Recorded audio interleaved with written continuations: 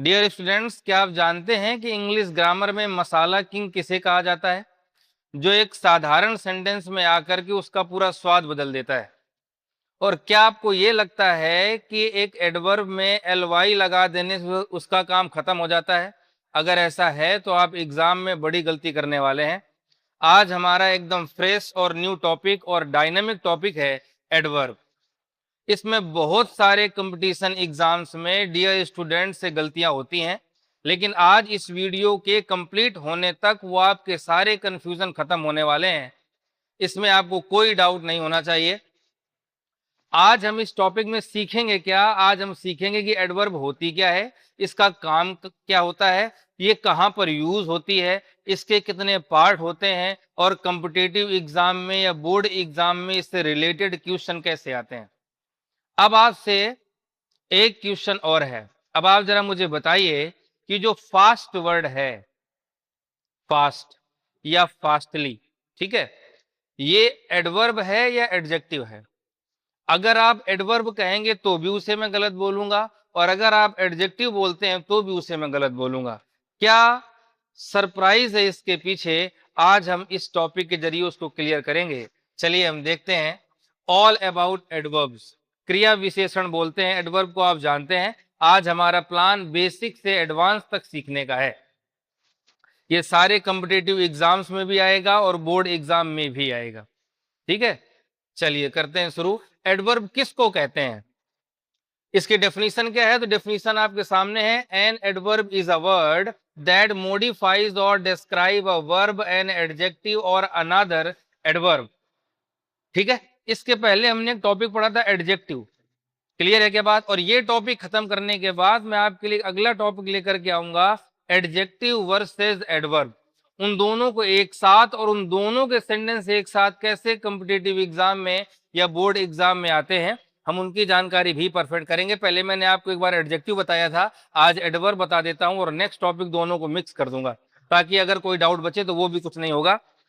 अब तो क्या एडवर्ब का काम है? एडवर्ब का मतलब मैंने बताया क्रिया विशेषण होता है। वह क्रिया विशेषण वह शब्द होता है जो किसी वर्ब, किसी एडजेक्टिव या किसी दूसरे एडवर्ब की विशेषता बताता है। माय डियर, वर्ब की बताएगा, ठीक है, एडजेक्टिव की बताएगा, और अगर सेंटेंस में कोई दूसरा और एडवर्ब आया हुआ है तो उसकी विशेषता भी बताएगा, याद रखिएगा, ठीक है। अब देखो, एडवर्ब का असली काम क्या होता है? एडवर्ब का मुख्य काम होता है सेंटेंस में स्वाद और डिटेल जोड़ना।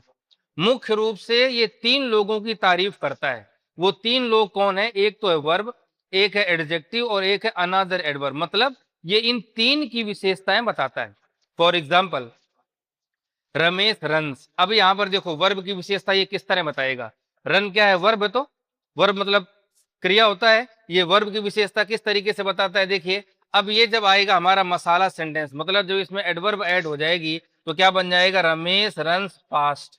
इस वर्ब की विशेषता अब ये हो गई कि ये फास्ट दौड़ रहा है।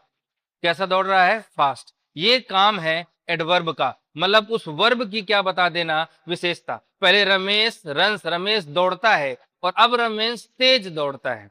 क्लियर है क्या बात? अगली चीज, तो ये तो वर्ब की विशेषता हो गई। एडजेक्टिव की विशेषता कैसे बताएगा? एडजेक्टिव की विशेषता कैसे बताएगा? जैसे सी इज ब्यूटीफुल, वो सुंदर है। ब्यूटीफुल हमारा क्या होता है? एडजेक्टिव। अब इस एडजेक्टिव की अगर एडवर्ब कहीं पता लगानी हो या एडवर्ब कहाँ है, तो क्या होगा? देखो, सी इज वेरी ब्यूटीफुल।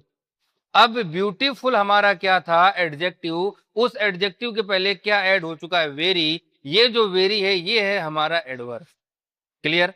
पहले वो सुंदर है, अब वो सुंदर कितनी है, मतलब बहुत ज्यादा है, ठीक है। तीसरा, अनादर एडवर्ब की विशेषता कैसे बताएगा? याद रखिएगा, लाउडली भी हमारी एडवर्ब है माय डियर। तो कभी कभी सेंटेंस में दो एडवर्ब आएंगी। क्लियर है क्या बात? तो ही स्पीक्स लाउडली, वह तेज बोलता है, ठीक है। अब ये हमारी क्या एडवर्ब है? एक एडवर्ब और ऐड हो सकती है, वो क्या? देखो, ही स्पीक्स टू लाउडली। अब वो ज्यादा तेज बोलता है। क्लियर है क्या? तो इस तरीके से एडवर्ब का काम है तीन लोगों की विशेषता बताना। ये वर्ब की विशेषता बताता है, एडजेक्टिव की विशेषता बताता है, और खुद एडवर्ब की भी विशेषता बताता है। मतलब अगर आपके सामने कोई एक सेंटेंस आ जाए, वहां पर किसी एडवर्ब का यूज हो, तो आप एक एडवर्ब उसमें और यूज कर सकते हैं विशेषता बताने के लिए। अब आ जाते हैं हम अगली चीज की तरफ। अगला क्या है, इंग्लिश ग्रामर में एडवर्ब कितनी जरूरी है। तो आपकी जानकारी के लिए बता दूं कि बिना एडवर्ब के इंग्लिश एकदम फीकी और अधूरी है। जैसा मैंने आपको पहले बताया था, अगर आपका कोई दोस्त गिर गया है मान लीजिए, तो आप क्या कहेंगे, या अगर आप कहते हैं कि ही फेल, वो गिरा, ठीक है, लेकिन जब तक आप उस सेंटेंस में सडनली या बैडली वर्ड का यूज नहीं करेंगे, तब तक आपके उस गिरने में कोई ध्यान नहीं देगा। वही कहानी बताई गई। तो इसलिए सेंटेंस को सजाने के लिए, सेंटेंस की इंपॉर्टेंस को बताने के लिए एडवर्ब इज मस्ट। क्लियर। अब बोर्ड एग्जाम में वैसे डायरेक्ट ब्लैंक स्पेस वाले आते हैं, और कॉम्पिटिटिव एग्जाम जैसे एसएससी हो गया, बैंक हो गया, एनडीए हो गया, रीट हो गया, इनमें एरर वाले आएंगे या एमसीक्यू वाले क्वेश्चन आते हैं। वो कौन से क्वेश्चन है हम आगे अभी पढ़ेंगे, और उनके साथ में एक ट्रिक भी मैं आपको बताऊंगा। फिलहाल एक कहानी मैं आपको और बता देता हूँ, फनी स्टोरी है। एडवर्ब का रायता किस तरीके से पप्पू ने फैलाया, वो आप देखिए। क्या, एक बार पप्पू अपनी होने वाली गर्लफ्रेंड से मिलने गया, या मान लीजिए किसी दोस्त से मिलने गया। उसने तारीफ करने के चक्कर में उससे कहा कि यू लुक ब्यूटीफुल। क्लियर है क्या? इसका मतलब आप जानते हो, तुम सुंदर लग रही हो। लड़की मुस्कुराई। पप्पू ने सोचा कि थोड़ी और इंग्लिश झाड़ी जाए, है कि नहीं, थोड़ा और होशियार बना जाए। तो उसने इस बार क्या कर दिया, ज्यादा और स्मार्ट बनने के चक्कर में उसने गलत एडवर्ब का यूज किया। क्या यूज किया उसने? इस बार कहा यू लुक टेरिबली ब्यूटीफुल। अब इसका मतलब क्या होता है, तुम भयानक रूप से सुंदर लग रही हो या दिख रही हो। ठीक है। लड़की ने तुरंत अपने जूते चप्पल जो भी हथियार उसके पास उसने उठाए, और उसने कहा कि मैं तुम्हें भूतनी लग रही हूं। मोरल ऑफ द स्टोरी या मोरल ऑफ द स्टोरी ये है कि अगर पप्पू को पता होता कि यहाँ टेरिबली नहीं बल्कि एक्सट्रीमली या वेरी लगाना चाहिए, तो आज वो बेचारा अकेला नहीं होता। तो अब आप समझ जाओ माय डियर, ये एडवर्ब आपकी लाइफ में कितनी इंपॉर्टेंट है। क्लियर है क्या बात? ठीक है। अब आओ, तो ये एडवर्ब क्या होती है, किन की विशेषता बताती है, इसका हमने डिस्कस कर लिया। अब अगली चीज क्या है, पार्ट्स टाइप ऑफ एडवर्ब, मतलब इसके पार्ट कितने होते हैं एडवर्ब के, वो भी जान लीजिए। देखो, एडवर्ब वैसे तो मेनली इसके 5 टाइप होते हैं, 5 प्रकार की होती है। पहला क्या, एडवर्ब ऑफ मैनर, काम कैसे हुआ। जब हम किसी एडवर्ब में कैसे लगाएंगे ना वर्ब में, तो जो जवाब मिलेगा वो हमारा एडवर्ब होगा। वैसे इनकी मैं एक और पहचान आपको बताऊंगा। फिलहाल ये देखिए, यह बताता है कि कोई काम किस तरीके से किया गया। Example, quickly, slowly, happily, carefully, loudly, fast. ये सारी इसके क्या है, एडवर्ब ऑफ मैनर, काम कैसे हुआ ये बताने का तरीका। तो जो तरीका बताएगा वो एडवर्ब ऑफ मैनर कहलाएगा। और उनके लिए मेन वर्ड कौन से हैं, ये लिखे हुए हैं। ठीक है, दिखाई दे रहा है ना आपको, मैंने और बड़ा कर देता हूँ, क्विकली, स्लोली, ये चीजें एग्जाम्पल के माध्यम से। चिंटू राइट्स ब्यूटीफुली, चिंटू कैसा लिखता है, खूबसूरती से लिखता है, अच्छा लिखता है। तो पहला पार्ट ये हो गया। दूसरा पार्ट क्या है, एडवर्ब ऑफ टाइम। इसका मतलब होता है कि काम कब हुआ। इसमें वेन लगाकर प्रश्न करोगे, जो जवाब आएगा वही उसका आंसर होगा।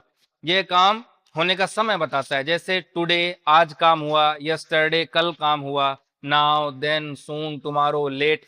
Example, he will study adverb tomorrow, हम कब पढ़ेंगे एडवर्ब, हम कल पढ़ेंगे। तो जवाब क्या मिला, कल। ये हमारा क्या है, एडवर्ब ऑफ टाइम। तीसरा देखिए, एडवर्ब ऑफ प्लेस, काम कहां हुआ, वेयर लगाएंगे, जो जवाब मिलेगा वो हमारा एडवर्ब ऑफ प्लेस होगा। यह काम होने की जगह बताता है, जैसे here, there, everywhere, inside, outside, up, down, come here and sit, आओ यहां और बैठो। प्रश्न क्या बनाएंगे, कहां आओ, यहां आओ। क्लियर है क्या? तो ये हमारा एक पार्ट हो गया। अगला पार्ट एक हमारा और है, चौथा, एडवर्ब ऑफ फ्रीक्वेंसी, काम कितनी बार हुआ। याद रखना, हमने 3 पार्ट कर लिए, चौथा पार्ट हमारा ये एडवर्ब ऑफ फ्रीक्वेंसी, काम कितनी बार हुआ। इसका मतलब हाउ ऑफन, ये बताता है कोई काम कितनी बार या कितनी आवृत्ति में होता है, उसके लिए कौन सी एडवर्ब यूज होती है वो जानिए। Always, never, sometime, often, daily, twice. Example, he never completes his homework, वो कितनी बार काम करता है। आप हाउ ऑफन वाला है ना, काम कितनी बार हुआ प्रश्न आप पूछेंगे। He never complete his homework, वो कितनी बार काम करता है, कभी नहीं करता। जवाब क्या मिलेगा, कभी नहीं। ये चौथा पार्ट हो गया। पांचवा पार्ट एडवर्ब ऑफ डिग्री है, ये क्वांटिटी बताएगा। क्या बताएगा, क्वांटिटी, मतलब काम कितना या किस हद तक हुआ। और इसके लिए हाउ मच से प्रश्न करिए, जो जवाब मिलेगा वो हमारा एडवर्ब ऑफ डिग्री होगा। या फिर ऐसे मानो कि एडवर्ब ऑफ डिग्री में कौन सी एडवर्ब मैक्सिमम यूज होती हैं, वो ये एडवर्ब्स हैं, very, too, almost, completely, quite और एनफ। आज मैं आपको वेरी और टू में भी एक शानदार ट्रिक बताऊंगा अभी आगे, कि अक्सर लोग गलतियां कर जाते हैं इनका यूज करने में। Example, the tea is too hot to drink. अब प्रश्न क्या बनेगा, चाय कितनी गर्म है? चाय इतनी गर्म है कि हम उसे पी नहीं सकते, मतलब हद से ज्यादा गर्म है। तो यहाँ पर टू लगाया गया। क्लियर है क्या? तो ये हमारे एडवर्ब के 5 पार्ट होते हैं माय डियर। अब अगला हमारा जो क्वेश्चन है, बोर्ड और कॉम्पिटिटिव एग्जाम में किस तरह के क्वेश्चन आएंगे और क्या कंफ्यूजन आता है, पहले मैं कंफ्यूजन क्लियर करूंगा। कुछ 3-4 मैंने पैटर्न बनाए हैं, फिर उसके बाद आपको एग्जाम्पल करवाऊंगा। देखिए, एग्जाम में जो एग्जामिनर हमारा होता है वो आपको फंसाने के लिए मुख्य रूप से वो 2 गलतियां करवाता है आपसे। क्या है? पहला सुनो, एडजेक्टिव और एडवर्ब का कंफ्यूजन। सेंटेंस आपके सामने होगा, अब आपको ये कंफ्यूजन रहेगा कि जो ये वर्ड आया हुआ है ये एडजेक्टिव है या एडवर्ब है, या फिर यहाँ पर इसका यूज किस तरह हुआ है, तो वो समझिए। देखिए, मैं इसको थोड़ा सा और बड़ा कर देता हूं।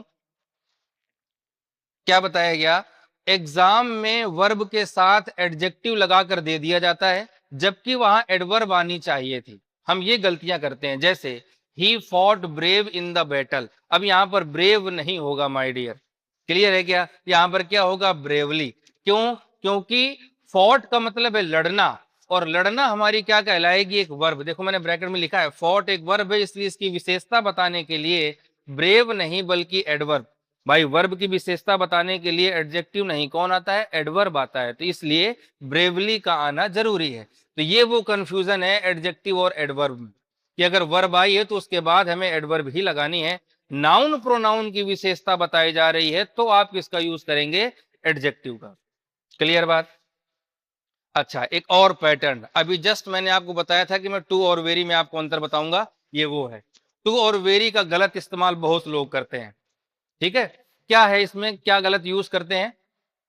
वेरी का उपयोग पॉजिटिव बातों के लिए होता है, जबकि टू का उपयोग जो है वो निगेटिव बातों के लिए, या किसी भी चीज को हद से ज्यादा बताने के लिए। और जब हद से ज्यादा होगी तो लगभग बेकार है। इसके लिए हम किसका यूज करते हैं, टू का यूज करते हैं। अब जैसे, I am too happy to see you. अब ये अगर आप किसी को बोलते हो तो वो सेंटेंस हमारा गलत है माय डियर। क्या होना चाहिए, I am very happy to see you, मैं आपको देखकर बहुत खुश हुआ। अब अगर आप टू लगाते हो तो इसका क्या मतलब रहेगा, वो भी सुनो। टू हैप्पी का मतलब हो जाता है कि मैं इतना खुश हूं कि जितना मुझे नहीं होना चाहिए था। बात समझ आ गई क्या? मैं इतना खुश हूं जितना नहीं होना चाहिए था, और ये क्या माना जाएगा माय डियर, गलत। तो ये आप कहानी ध्यान में रखिएगा, टू और वेरी। क्लियर है क्या? अब आओ हमारा पैटर्न नंबर तीसरा, एडवर्ब ऑफ फ्रीक्वेंसी की सही पोजीशन क्या होती है वो भी जानिए। अब देखो, इसमें भी कई बार गलतियां होती हैं। क्या? कि हमारी ये जो एडवर्ब ऑफ फ्रीक्वेंसी है, मतलब कौन कौन सी एडवर्ब जो फ्रीक्वेंसी बताती है हमारी, जैसे कि ऑलवेज, नेवर, ऑफन जैसे शब्द हमेशा ये मेन वर्ब के पहले आते हैं। इसमें कई स्टूडेंट्स गलतियां कर देते हैं कि ये जो हमारी एडवर्ब्स आई हुई है इनको वर्ब के बाद लिख देते हैं, जबकि वास्तविक रूल क्या है कि इन एडवर्ब्स को वर्ब के पहले लिखना है। जैसे, इनकरेक्ट सेंटेंस क्या है, Rohit goes always to go school late. Correct sentence क्या है? अब देखो, यहां पर जो एडवर्ब है ना वो वर्ब के बाद आई है, जबकि एडवर्ब कहां पर आनी चाहिए, पहले। तो क्या हो जाएगा, Rohit always goes to school late, वो हमेशा देरी से स्कूल जाता है। तो ये कुछ माइनर पॉइंट से ध्यान रखिएगा, ठीक है। एडवर्ब ऑफ फ्रीक्वेंसी मैंने बता दिया आपको, टू और वेरी का यूज आपको बता दिया। क्लियर है क्या? अब आपको एक और ट्रिक मैं बता देता हूं, जिसमें अक्सर बच्चे जो उलझ जाते हैं उन्हें लगता है कि बस एडवर्ब यही है और कोई एडवर्ब होती नहीं है। उस पर क्लियर देखो, ज्यादातर शब्दों के पीछे, वैसे एक ट्रिक है ये, ज्यादातर शब्दों के पीछे एल वाई लगाकर आप देख लो, या उनमें एल वाई लगा हो तो उनको क्या माना जाता है, एडवर्ब। ठीक है, जैसे बैड का क्या हो जाएगा, बैडली। केयरफुल का क्या हो जाएगा, केयरफुली। लेकिन एक यहां पर शब्द है जो मैंने आपको वीडियो की स्टार्टिंग में पूछा था, लेकिन ध्यान रहे, फास्टली जैसा कोई शब्द हमारी इंग्लिश डिक्शनरी में नहीं होता है माय डियर। तो अगर आपको कहीं पर फास्टली लिखा हुआ दिखे तो वो गलत माना जाएगा। फास्टली जैसा कोई शब्द इंग्लिश डिक्शनरी में नहीं होता है। फास्ट खुद में ही एक एडवर्ब भी है और एडजेक्टिव भी है, तो इसका एल वाई से कोई लेना देना नहीं है। तो एग्जाम में अगर रन फास्टली आए तो आप तुरंत समझ जाना कि ये सेंटेंस गलत है। याद रखिएगा माय डियर, ये फास्ट की कहानी है। मैं वापस बता देता हूं, ठीक है। ये जो फास्ट है, ये फास्ट हमारी एडवर्ब भी होती है और एडजेक्टिव भी होती है। तो अगर आप कभी भी किसी एग्जाम में फास्टली लिखा हुआ देखो तो वो गलत माना जाएगा। सही उसका आंसर क्या होगा? फास्ट ही होगा। क्लियर बात? तो ये हमारा एरर था। अब उसके बाद जो हमारी अगली कहानी आएगी, अब मैं आपको कुछ एग्जाम्पल्स लिख कर यहां पर दे देता हूं, दो चार, और आपको समझा देता हूं कि किस तरीके से हमारे बोर्ड में और कॉम्पिटिटिव एग्जाम में एडवर्ब से जुड़े हुए सेंटेंसेस आते हैं। Okay, so my dear students, हम लेकर आ गए हैं आपके सामने। मैंने ये सेंटेंस बोर्ड पर लिख दिए हैं ताकि अगर मैं एक साथ आपके सामने लिखूंगा तो टाइम ज्यादा लगेगा। अब इनको हम फटाफट सॉल्व कर लेते हैं, ठीक है। लेकिन सॉल्व करने से पहले मैं कुछ चीजें आपकी वापस रिवाइंड करवाऊंगा माय डियर। 1 मिनट का समय लगेगा और 30 सेकंड का। क्या मैंने बताया था कि जो एडवर्ब है, आज हमारा टॉपिक एडवर्ब का चल रहा है, लेकिन एडवर्ब और एडजेक्टिव में कहानी ये होती है कि जो एडजेक्टिव है ना, वो नाउन और प्रोनाउन की विशेषताएं बताता है, और जबकि एडवर्ब है वो 3 लोगों की विशेषताएं बताता है। पहली विशेषता बताता है वो वर्ब की, दूसरी विशेषता बताता है वो एडवर्ब की, और तीसरी विशेषता बताता है वो एडजेक्टिव की। 3 विशेषताएं हैं। फिर इसी टॉपिक में मैंने आपको बताया था, क्या बताया था मैंने आपको इसी टॉपिक में? मैंने आपको इसी टॉपिक में बताया था टू के बारे में, बताया था क्या, और वेरी के बारे में। तो टू का यूज कहां पर किया जाता है? निगेटिव सेंटेंसेस में किया जाता है, या फिर बात जहां पर हद से ज्यादा की हो, कि मतलब ये काम नहीं होना चाहिए था, वहां पर हम किसका यूज करते हैं? टू का यूज करते हैं। एक मैंने आपको एडवर्ब सेक्शन के बारे में बताया था। एडवर्ब सेक्शन का मतलब ये है कि आप मोस्टली ध्यान में रखिए कि जो एडवर्ब है वो वर्ब के पहले लगाई जाए तो ज्यादा बेहतर है। क्लियर है क्या? मैंने यहाँ पर जो है 6 सेंटेंस लिखे हैं, 2-3 सेंटेंस बोर्ड एग्जाम के लिए हैं और बाकी सेंटेंसेस हैं हमारे कॉम्पिटेटिव एग्जाम के लिए, ठीक है। इसके बाद जैसा कि मैंने आपसे बताया था कि मैं आपके लिए एक अगला टॉपिक लेकर आऊंगा एडवर्ब वर्सेस एडजेक्टिव का। जरा सोच करके देखिए कि वो सेंटेंस कितना डेंजरस रहा होगा जिस सेंटेंस में एडजेक्टिव भी आएगा, एडवर्ब भी आएगी और एक एडवर्ब और आएगी। अब उन्हें किस तरह सेट करना होगा, यही वो सेंटेंसेस हैं जो कॉम्पिटेटिव एग्जाम्स में आते हैं। इनकी मैं एक 20 सेंटेंस की एक बेहतरीन सीरीज आपके सामने लाऊंगा। तो नेक्स्ट वीडियो जब आप आए तो उसे मस्ट वॉच आप जरूर देखिएगा। फिलहाल क्वेश्चन नंबर पहला, रोहित रन वेरी, और यहाँ पर फास्ट और फास्टली लिखा हुआ है। डियर, मैंने थोड़ी देर पहले आपको बताया था कि फास्टली जैसा कोई वर्ड होता नहीं है, तो इसका आंसर हमारा क्या हो जाएगा? फास्ट हो जाएगा। दूसरा, the rain stopped, fill in the blank सही है, and the sun came out. Adverb हमारी मतलब एडजेक्टिव हमारा क्या लिखा हुआ है? सडन। एडवर्ब बनाना है तो एल वाई लगा दो, तो क्या हो जाएगा डियर? सडनली। तो इसका आंसर आ जाएगा सडनली। तो ये हमारे बोर्ड एग्जाम के लिए। अब कॉम्पिटेटिव एग्जाम सुनिए। She is too beautiful so everyone likes her. Clear है क्या? इसमें मैंने देखो एक इस हिस्से में एक को बांट दिया, एक इसमें बांट दिया और एक बांट दिया इसको। चौथा ऑप्शन आप जानते हैं नो एरर वाला हो जाएगा। क्लियर है क्या बात? सी इज टू ब्यूटीफुल। अब आप सोच कर देखिए, मैंने अभी थोड़ी देर पहले बताया था कि टू का मतलब निगेटिव चीजों के लिए करते हैं या फिर हद से ज्यादा। तो इसका मतलब अगर टू है तो क्या हो जाएगा कि वो इतनी ज्यादा खूबसूरत है कि उसे इतना खूबसूरत नहीं होना चाहिए था। तो यहाँ पर माय डियर टू गलत है। टू के स्थान पर हम क्या लगा सकते हैं? वेरी। इसका आंसर क्या हो जाएगा? She is very beautiful so every one likes, मतलब वो इतनी खूबसूरत है कि उसे सभी लोग पसंद करते हैं। तीसरा, he works hardly to support his family. Hardly जैसी कोई चीज नहीं माय डियर, आप केवल हार्ड लगाइए ना, प्रेजेंट सिंपल का टेंस है कि नहीं। He works hard to support his family, वो अपनी फैमिली को सपोर्ट करने के लिए बहुत मेहनत करता है। नेक्स्ट आइए, I am very tired to walk any further, मतलब मैं और आगे चलने के लिए बहुत थका हुआ हूं। नो प्रॉब्लम, सेंटेंस नॉर्मल है। लेकिन डियर एक जरा बात समझिए, यहां पर वेरी लगा हुआ है और यहां पर क्या लिखा हुआ है? टू। और एक टू की सीरीज होती है, अगर आपको पता है, टू टू की।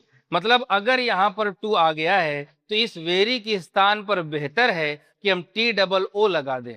याद रखिएगा, ये नोट कर लीजिएगा कि अगर ऐसे एरर वाले सेंटेंस आए और लास्ट में कहीं पर टू आया हो और उस टू के पहले कहीं वेरी आया हो, तो वही पार्ट निश्चित गलत होगा, क्योंकि उस वेरी की जगह पर टू आएगा, टी डबल ओ। यहां पर वेरी नहीं, टी डबल ओ आ जाएगा। क्लियर बात? अब आ जाइए हमारा sentence number 6, he was highly paid for his service. ये 3 पार्ट है, चौथा पार्ट है हमारा डियर नो एरर। अब आप बताओ इसमें कौन सा गलत है, या फिर आप मुझे कमेंट बॉक्स में बता दीजिएगा। चलो अच्छा मैं बता देता हूं। देखो यहाँ पर हाईली एकदम सही है, नो प्रॉब्लम, इसमें कोई गलती नहीं। अब हर सेंटेंस में गलतियां हों ऐसा जरूरी तो नहीं। इस सेंटेंस का सही आंसर नो एरर है, क्योंकि यहाँ पर कोई गलती नहीं, क्योंकि यहाँ पर ऑलरेडी हाईली आया हुआ है। ओके, तो डियर कैसा लगा आज ये टॉपिक? मिलेंगे आपसे फिर एक नए बेहतरीन डायनेमिक टॉपिक के साथ। तब तक आप अपना ख्याल रखिए। Thank you.